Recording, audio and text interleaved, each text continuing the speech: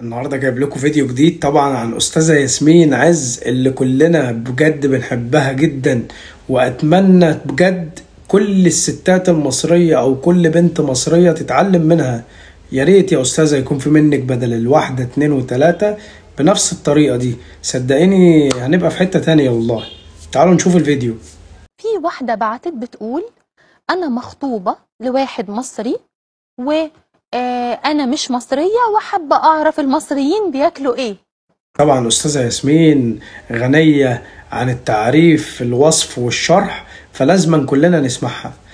يا ريت تقول لنا بجد احنا بنفطر ايه وتعرفينا يعني. بسيطة حبيبتي، بسيطة. يا أهلا بيكي وسطنا.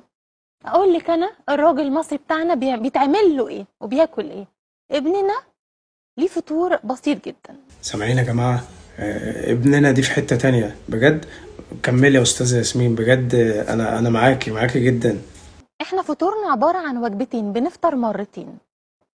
بيفطر مرتين. أستاذة ياسمين عايز أقول لك بس مش مرتين ولا حاجة، يعني هما مرة كويس قوي، بس خلينا نشوف. فطار مصري شرقي وفطور غربي انتركونتيننتال. مصري شرقي وغربي، صح؟ انت كويسه بجد، كويس قوي الموضوع ده. الفطور المصري تدخلي عليه بعيش بلدي سخن طبعا، بتقومي انتي تخبزيه بنفسك بدري من الصبحيه اول ما اديكي شقشق والعصفور يزقزق، عشان ابننا بيحب ياكل العيش سخن فريش.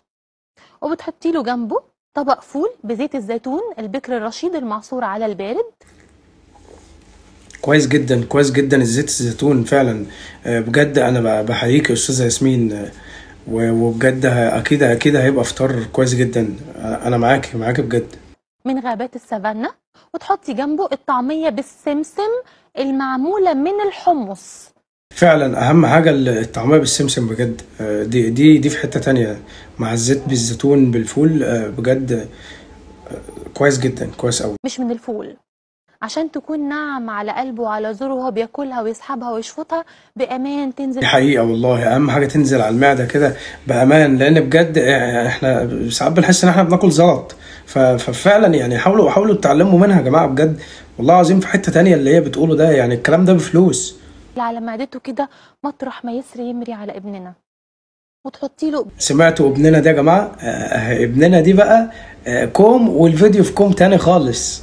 اتعلمي منك ليها، اتعلمي فوق نفسك، الواد بيضيع منك. بيض مخفوق وبيض مسلوق وجبنه بيضه مثلا عليها قطع طماطم مربعات، كل مربع ينطح مربع متساوي الاضلاع وانت بتقطعي.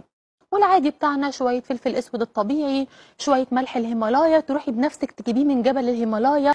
دي حقيقه فعلا، جبل الهيمالايا ده كويس جدا، كويس قوي بجد. لازم تعملي الاكل لازم تروح اسمه ايه؟ جبل الهيمالايا. او لو ما عندكيش ملح هيمالايا ممكن تجيبي ملح صخري بحري تغطسي تجيبيه من البحر، ايهما اقرب. لازم تكوني بتعرفي تغطسي، لازم تتعلمي الغطس علشان خاطر الراجل ما يضيعش منك. اسمعي يا استاذه ياسمين بتقول ايه؟ ابننا اتعلمي بجد. نزلتي غطستي ما طلعتيش قضاء وقدر، ما نقدرش نتدخل. ايوه بالظبط، لو غطست وما طلعتيش عادي نجيب غيرك، بس اهم حاجه ابننا مهم جدا. لازم تفوقي انت وهي بجد عشان ما نضيعش من ايديكم. مع طبعا كوبايه الشاي بالنعناع الفريش. لازم بجد شاي بالنعناع فريش فعلا، لازم والله.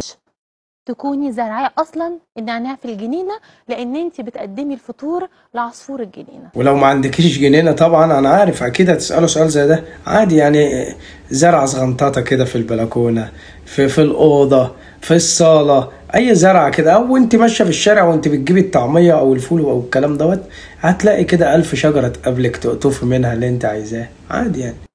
ده بالنسبه للفطار المصري. طبعا الفيديو دوت صدقوني بجد شويه كده هيبقى بفلوس. حاولوا تتعلموا من استاذه ياسمين بتشرح الكلام ده مجانا. شويه كده هتلاقيها عامله مدرسه تعلمكم فيها، وصدقوني هتدفعوا دم قلبكم عشان تتعلموا. فوقوا لنفسكم كده وتعلموا بسرعه.